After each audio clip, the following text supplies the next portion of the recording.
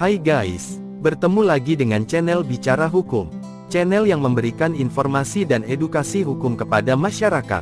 Karena di channel ini dunia hukum akan dilihat lebih dekat.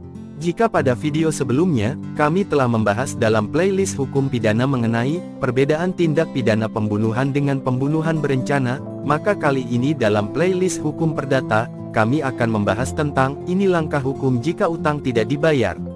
Sebelumnya kami mengucapkan terima kasih kepada pemirsa yang menonton channel YouTube kami. Karena konten ini berkaitan dengan aturan yang berhubungan dengan kehidupan sehari-hari, sehingga diharapkan kepada setiap pemirsa agar menonton video ini sampai habis, agar tidak keliru dalam memahaminya. Kami akan menjelaskannya secara lengkap dengan dasar hukum yang jelas dan ingat, ini ditonton secara gratis. Manusia adalah makhluk sosial, yang tidak dapat hidup sendiri dan memiliki ketergantungan satu sama lain, tak terkecuali dalam memenuhi kebutuhan hidup. Saat seseorang membutuhkan bantuan dari orang lain dan harus meminjam kepada orang lain, maka telah terjadilah hubungan hukum dalam lingkup utang piutang. Persoalan utang piutang, sudah menjadi sebuah realita dalam pergaulan hidup manusia. Berangkat dari persoalan utang piutang tersebut, kemudian berkembang menjadi masalah baru jika yang berutang terlambat membayar, tidak mampu membayar, tidak menepati janjinya ataupun memang sengaja tidak mau membayar. Konsekuensinya adalah orang yang memberikan pinjaman akan dirugikan apabila orang yang meminjam tidak membayar pinjamannya. Perbuatan peminjam uang tersebut dalam hukum perikatan disebut dengan istilah wan prestasi atau ingkar janji. Dalam hukum perdata orang yang memberi pinjaman atau orang yang berpiutang disebut kreditur sedangkan orang yang menerima pinjaman atau orang berutang disebut debitur. Apabila debitur tidak menepati janjinya untuk membayar utang maka hal tersebut dinamakan wan prestasi. Yang menjadi pertanyaan selanjutnya adalah apakah yang dimaksud dengan wan prestasi? Wan prestasi adalah istilah yang diambil dari bahasa Belanda wan prestati yang artinya tidak dipenuhinya prestasi atau kewajiban dalam suatu perjanjian. Berdasarkan arti dalam KBBI, wan prestasi adalah keadaan salah satu pihak dalam kurung biasanya perjanjian, berprestasi buruk karena kelalaian. Dalam hukum, wan prestasi berarti suatu kegagalan dalam memenuhi prestasi yang sudah disepakati. Prestasi merupakan suatu hal yang dapat dituntut atau yang harus dilakukan oleh suatu pihak.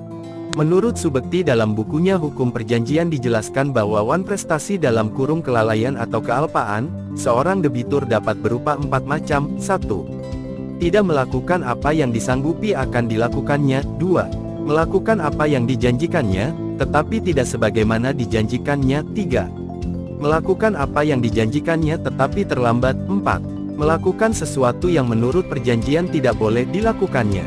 Jadi, jika ada debitur yang tidak membayar hutang karena kelalaiannya, sehingga ia tidak menepati janjinya, maka hal tersebut merupakan perbuatan wan prestasi yang langkah hukumnya ditempuh melalui pengajuan gugatan ganti rugi ke pengadilan negeri. Namun yang menjadi pertanyaan selanjutnya adalah apakah ketika ada pihak yang dirugikan karena adanya wan prestasi, dapat langsung mengajukan gugatan ke pengadilan?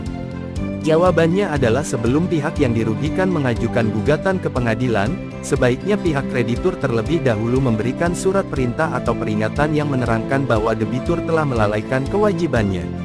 Surat ini dikenal dengan surat somasi.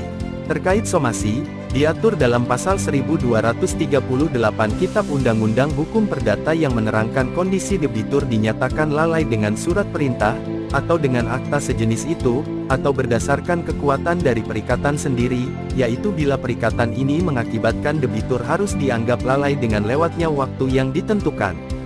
Somasi merupakan langkah efektif untuk menyelesaikan sengketa sebelum pengajuan perkara ke pengadilan dilakukan. Somasi bertujuan untuk memberikan kesempatan kepada calon tergugat atau pihak yang wan prestasi untuk berbuat atau menghentikan apa yang dituntut atau suatu perbuatan yang merugikan orang lain. Contoh wan prestasi yang mudah dipahami adalah kelalaian dalam membayar angsuran utang.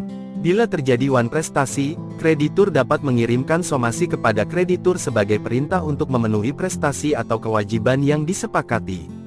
Namun apabila setelah pemberian somasi pihak debitur tidak juga melakukan apa yang dituntut, maka pihak kreditur dapat menempuh upaya hukum dengan cara mengajukan gugatan wan prestasi ke pengadilan negeri.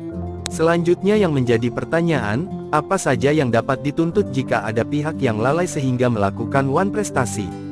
Jika ada pihak yang melakukan wan prestasi, maka pihak tersebut harus memberikan penggantian baik berupa biaya, kerugian, dan bunga. Sanksi wan prestasi ini diatur dalam pasal 1239 Kitab Undang-Undang Hukum Perdata yang menerangkan bahwa tiap perikatan untuk berbuat sesuatu, atau untuk tidak berbuat sesuatu, wajib diselesaikan dengan memberikan penggantian biaya, kerugian dan bunga, bila debitur tidak memenuhi kewajibannya. Adapun yang dimaksud dengan penggantian biaya merupakan penggantian dari ongkos atau uang yang telah dikeluarkan oleh salah satu pihak. Kemudian, yang dimaksud dengan penggantian kerugian adalah penggantian akan kerugian yang telah ditimbulkan dari kelalaian pihak yang melakukan wan prestasi tersebut.